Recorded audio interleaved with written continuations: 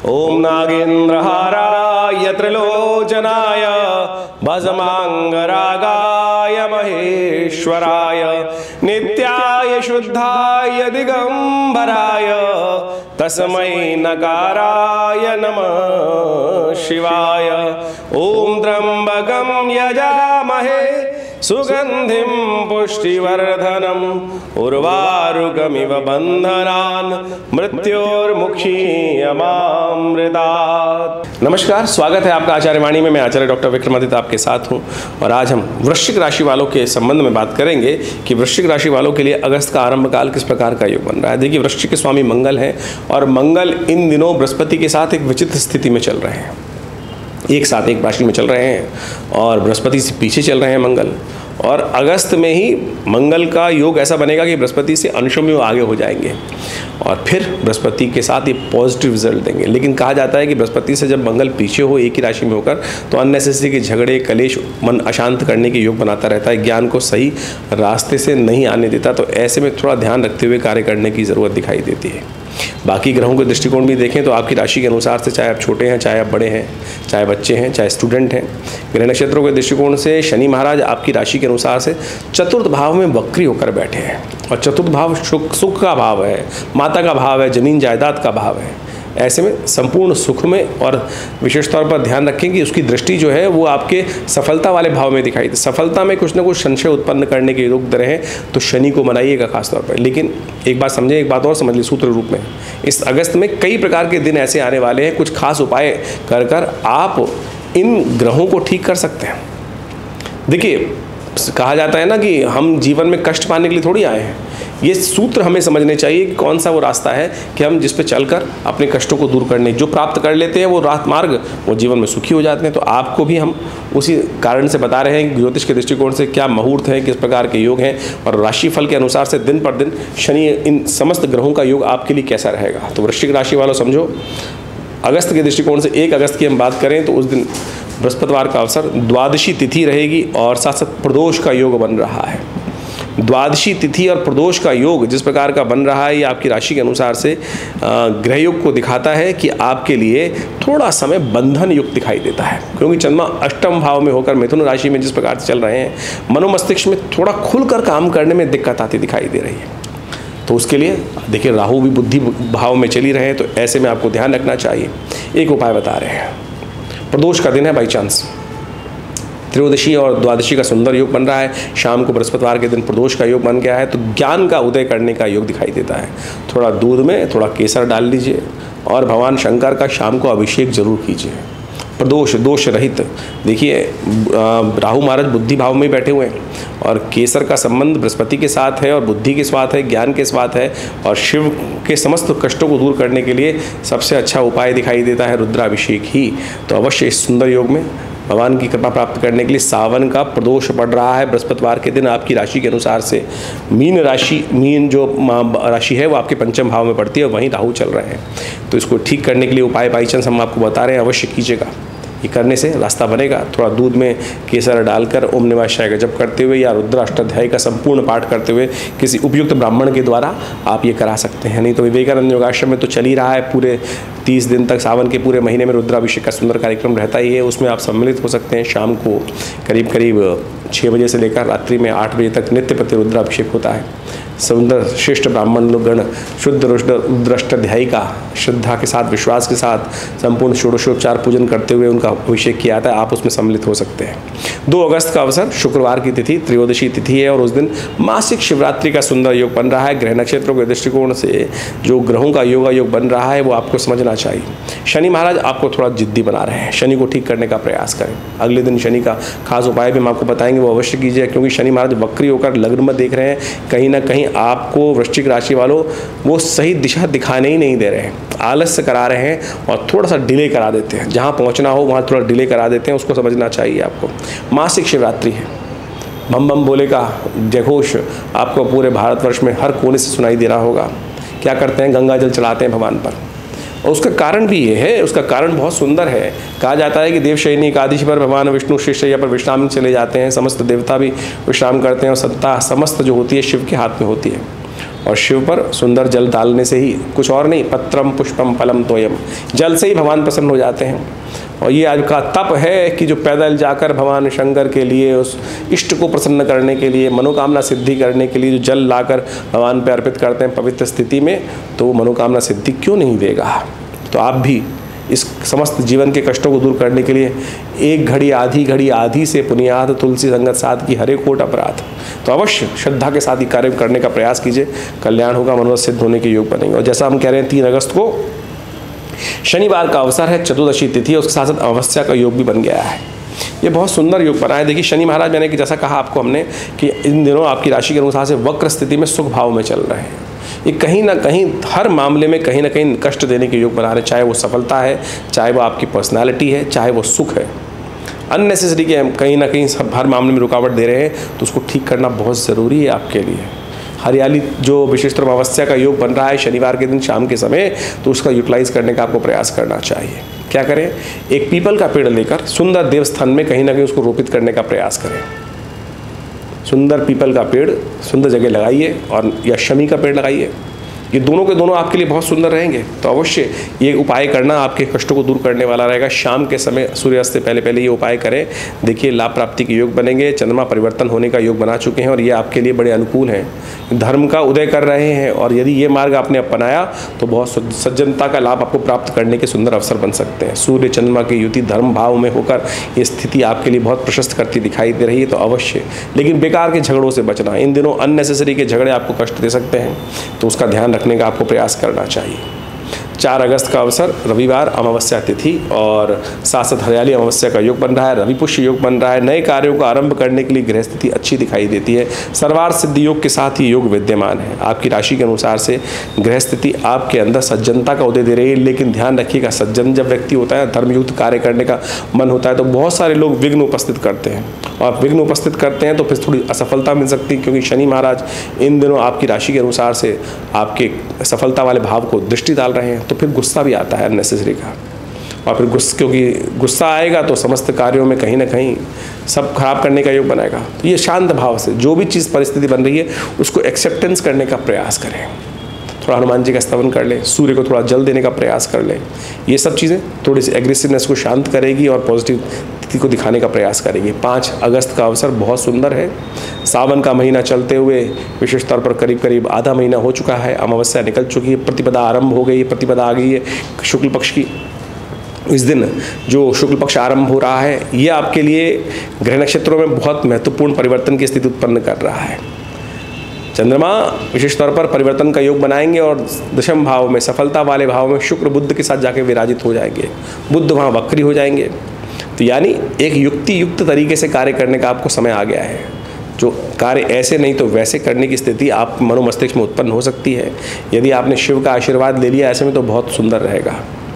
शिव के आशीर्वाद, देखिए सावन का महीना समस्त शिव का ध्यान करने का है, और सावन का 3रा सोमवार का सुंदर योग पड़ रहा है। इस बार सावन बहुत विशेष वो क्या है, श्रवण नक्षत्र से आरंभ होकर, सोमवार से आरंभ होकर श्रवण नक्षत्र सोमवार पर ही समाप्त होगा। 5 सोमवार का सुंदर योग बना है, उसमें 3रा सोमवार है। जो भी हो सके शिव का ध्यान करने के लिए थोड़ा समय निकालने का प्रयास करें। जीवन की आपाधापी ऐसी होती है कि हम सब कुछ कर लेते हैं, लेकिन भगवान का स्तवन करना भूल जाते हैं। तो अवश्य ध्यान निकालने का प्रयास करें। हमने विवेकानंद योगाश्रम में इन सुंदर तिथि में एक बहुत सुंदर कार्यक्रम रखा है। शिवरात्रि जो पूरा महीना शिवरात्रि का है, सावन का है, इसमें शिव का अभिषेक चल रहा है, षोडशोपचार पूजन वो रहेगा। सब अवश्य उसमें सम्मिलित होने का प्रयास कीजिए, ये संपूर्ण कष्टों को दूर करने वाला रहेगा। 6 अगस्त मंगलवार का अवसर, ग्रह नक्षत्रों के दृष्टिकोण से समझ लीजिए। आपकी राशि में इस वक्त मंगल सप्तम भाव में चल रहे हैं, बृहस्पति के साथ चल रहे हैं, बृहस्पति से पीछे चल रहे हैं, जो अननेसेसरी के थोड़ी बहुत कुछ न कुछ विवाद कहीं ना कहीं उत्पन्न करने के योग दे रहे हैं। तो ये चुपचाप शांति से समय निकालने का तरीका है, शांति से समय निकालने का प्रयास करें। एक बात और ध्यान रखें, 5 और 6 तारीख को अश्लेषा और मघा नक्षत्र का योग बन रहा है, तो ऐसे में ध्यान रखें। ये मूल के अंतर्गत आते हैं, रेवती, अश्वनी, मूल, अश्लेषा, मघा, ये सारे ज्येष्ठा इत्यादि ये नक्षत्र जो है, ये सारे के सारे गणमूल के अंतर्गत आते हैं। तो ऐसे में जो जातक जन्म ले रहे हैं इन नक्षत्रों में, इनको अवश्य मूल शांति करानी चाहिए।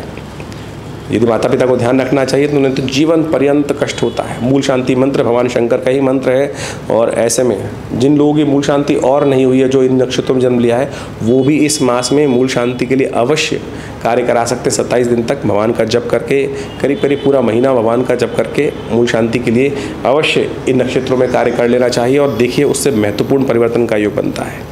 मंगलवार है, ग्रह नक्षत्रों के दृष्टिकोण से आपकी राशि में जिस प्रकार का योग बताया वो चल रहा है। मंगल को शांत करने का प्रयास करें, हनुमान चालीसा का पाठ, सुंदरकांड का पाठ करें।